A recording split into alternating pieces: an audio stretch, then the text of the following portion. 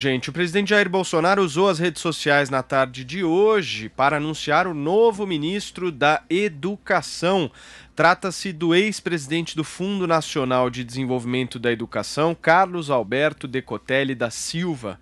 Após o anúncio de Bolsonaro, o decreto com a nomeação do novo ministro foi publicado na versão eletrônica do Diário Oficial da União. Decotelli é bacharel em Ciências Econômicas pela Universidade Estadual do Rio de Janeiro, mestre pela Fundação Getúlio Vargas, doutor pela Universidade de Rosário, na Argentina, e pós-doutor pela Universidade de Wuppertal, na Alemanha. Ele é oficial da Reserva da Marinha e tem o apoio da ala militar do governo, principalmente de almirantes. Decotelli será o terceiro ocupante da pasta no governo Jair Bolsonaro. Thaís Oyama.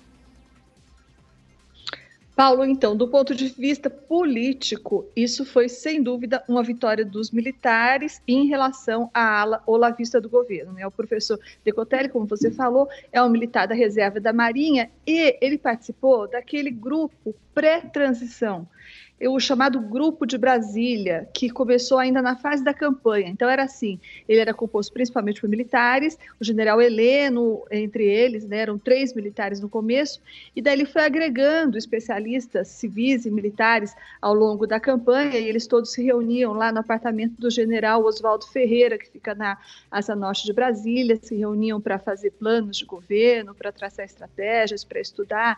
Era um grupo bastante seleto, interessante. Dali surgiram vários nomes do início do governo. Um deles era o professor Decotelli, que acabou sendo nomeado para assumir, como você disse, o FNDE, que é um órgão muito importante do Ministério da Educação e também tem um orçamento muito gordo, que atrai a cobiça aí, como atraiu do pessoal do Centrão. Então, o professor Decotelli assumiu esse órgão, muito com um orçamento muito bom, e daí isso atraiu a atenção do Centrão e fez com o que acontecesse. Acordou-se que o governo tiraria o professor Decotelli do FNDE para dar essa vaga para o Centrão, que naquela época era muito próximo do presidente da Câmara, o Rodrigo Maia. E assim foi feito. O professor Decotelli foi saído para dar lugar ao Rodrigo Dias, que vem a ser primo de um grande aliado do presidente da Câmara, Rodrigo Maia, o Alexandre Baldi, que hoje é secretário de governo aqui de São Paulo. O professor Decotelli saiu, ficou um tempo no governo, mas depois saiu, voltou para a academia e agora volta por cima, como me disse um general que participou daquele tal de Grupo de Brasília e é grande admirador do novo ministro. Então, só nos resta esperar, parece que a gente não sabe exatamente o que ele pensa para a política educacional, mas sem dúvida ele entende do assunto e vamos esperar que ele sobreviva, né, aos olavistas do governo e consiga finalmente começar a tratar do assunto que dá nome à pasta. E você, Constantino, o que achou desse nome? Pois é, Paulo, conheço pouco, né? Tá todo mundo correndo atrás de informações. Parece um bom nome, né? Por vários motivos. Primeiro, tem um baita currículo. Segundo, é escolha da ala militar. Tem experiência, né? Tem, inclusive, experiência no mercado financeiro. A turma da Marinha aí gostou, ficou feliz. Já tem gente tentando fritar, pegando aí reportagens que mostram que no FNDL fez muitas viagens, né? Cabe perguntar se a gente pode acusar os críticos de racismo, né? Porque se fosse na esquerda ia ser essa a blindagem. Aliás, só um parênteses, porque é curioso, né? Um presidente que anda para cima e para baixo com o deputado Hélio Lopes, aquele que foi eleito, inclusive, usando o sobrenome Bolsonaro, que colocou na secretaria lá na Fundação Palmares, o Sérgio Camargo, que agora coloca no MEC esse professor Decotelli, né? Para alguém que é acusado de racista, até que ele se sai muito bem, né? Nazista, racista, ele se sai bem nesse quesito. E é curioso o certo silêncio desses movimentos raciais, o que mostra, deviam estar vibrando, né? Mais um negro num cargo de destaque. Mas a gente já sabe, pelo menos todo mundo que está atento já sabe que movimento racial, assim como o movimento feminista, não tem nada a ver com raça ou sexo, tem a ver com esquerdismo. É por isso que há um certo silêncio relativo. Agora, nós vamos ter que aguardar para ver, né? Eu acho muito importante, já disse isso em outras ocasiões, que não seja negligenciado o aspecto da guerra cultural. É muito importante ter um foco técnico, gestão, tudo isso é primordial. Desde que se entenda que para conseguir isso, é fundamental expurgar justamente a turma ideológica que está ocupando tudo que é cargo importante hoje em dia, está aparelhando todo o MEC, né, para começo de conversa, as reitorias. Então, não pode abandonar esse aspecto sob o risco de não conseguir falar em meritocracia, em disciplina, porque já são palavras hoje em dia mal vistas dentro do ensino público, justamente porque há um excesso de doutrinação ideológica há décadas, né? Eu espero que ele consiga comprar essas guerras, essas brigas, espero que ele consiga fazer uma boa gestão e que tenha apoio do governo de forma geral, né? De todas as alas, porque, como disse o próprio Renato Feder, que era um dos cotados, ao se reunir com o presidente por mais de 1h30, né? O presidente deu lá qual é o norte.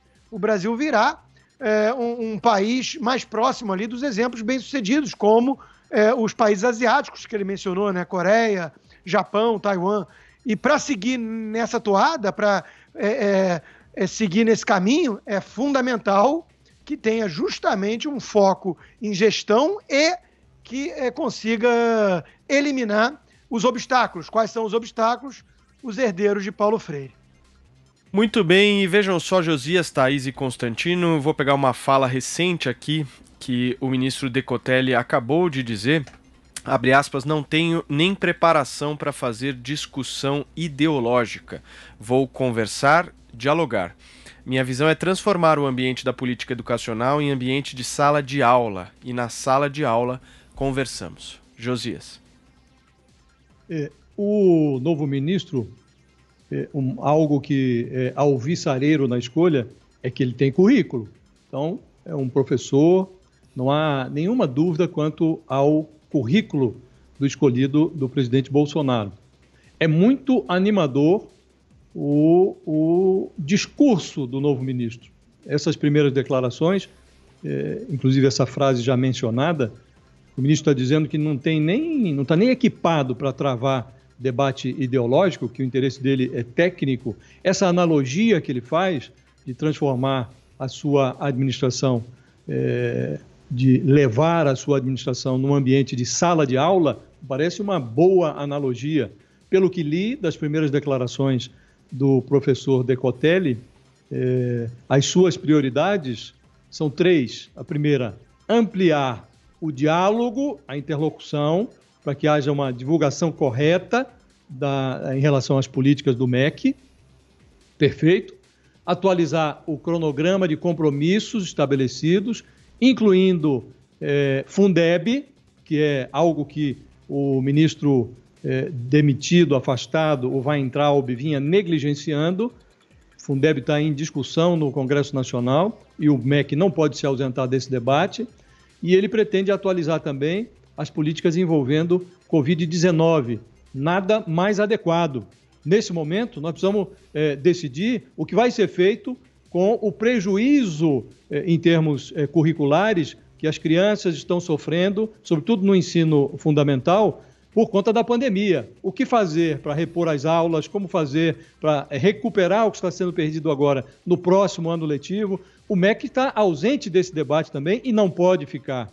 E, por último, ele diz ou manifesta a intenção de fazer um trabalho de gestão integrador em termos de gestão interna, dialogando ali com o Fundo Nacional de Desenvolvimento da Educação, que hoje está sob o comando do Centrão, dialogando com a CAPES. Enfim, esse ministro tem um discurso ajustado, tem um currículo bom e um discurso ajustado. Como dizia ontem, a meu juízo, a ideologia é o caminho mais longo entre um projeto e sua realização. Fazer guerra e não apresentar resultados é não gerenciar adequadamente o MEC. Durante 1 ano e meio, só se fez guerra. Não há um único resultado que o MEC possa apresentar como uma realização da gestão do presidente Jair Bolsonaro. Se esse ministro consegue fazer o que ele está dizendo, se os malucos que atacam, que destroem reputações nas redes sociais, o bolsonarismo alucinado, deixar que o ministro trabalhe, pode ser que nós tenhamos alguma coisa diferente no MEC.